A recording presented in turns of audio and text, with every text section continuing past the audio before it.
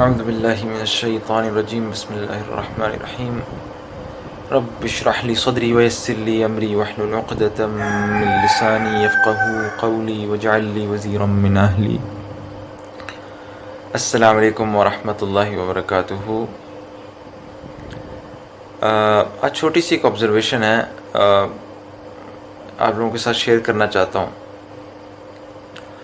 اور وہ یہ ہے کہ آپ لوگوں میں سے اگر کوئی کسی وادی میں گیا ہو،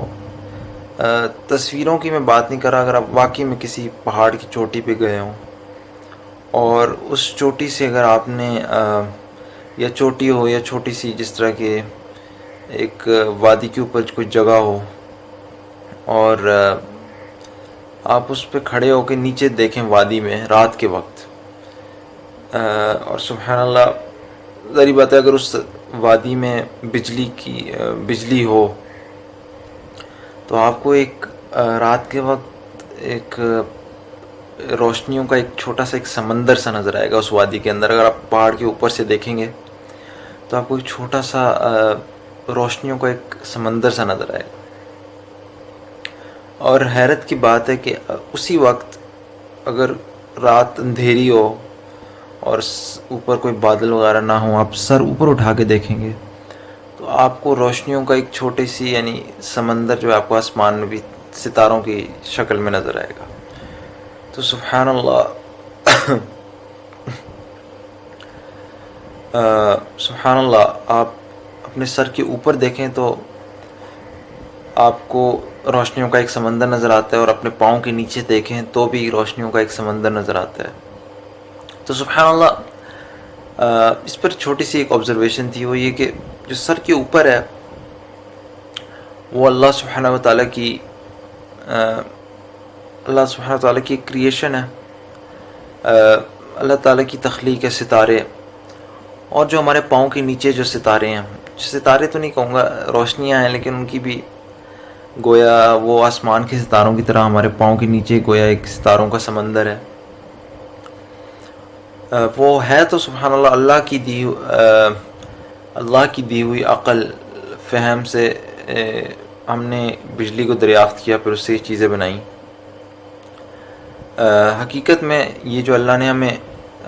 طاقتیں دی ہیں دیکھنے کی، سننے کی، آبزرویشن کی، چیزوں کو غور سے دیکھ کے آبزرو کر کے پھر اس سے رزلٹ نکال کے اپنا علم بڑھانا ہے، یہ اصل میں جو علم ہے انسان کا وہ اس کی آبزرویشن سے بڑھتا گیا، اور اس علم کی بدولت انسان نے جو چیز وہ اپنے سر کے اوپر دیکھ سکتا تھا رات کے وقت یعنی ستارے، وہ اس نے اللہ کی توفیق سے، اللہ کے دیے ہوئے نظر، کان، سوچنے سمجھنے کی صلاحیت، اور پھر الٹیمیٹلی اس سے یہ چیزیں ڈرائیو کر کے جو علم حاصل کیا، اس سے وہی ستاروں کا ایک سمندر انسان نے اپنے پاؤں کے نیچے بھی بنا لیا۔ تو سبحان اللہ، اس سے ہمیں علم کی فضیلت پتہ چلتی ہے کہ جو چیز اس کے سر کے اوپر تھی اس نے اس کو اپنے پاؤں کے نیچے بھی بنا لیا، اللہ ہی کی توفیق سے۔ لیکن بہرحال یہ انسان کو جو ہے اس علم کی فضیلت ہے، اور اسی سے پھر انسان سوچتا ہے کہ سبحان اللہ، اللہ سبحانہ و تعالیٰ نے کیوں فرشتوں نے انسان کو سجدہ کیا تھا، انسان کی جو فضیلت تھی اس کے علم کے باعث،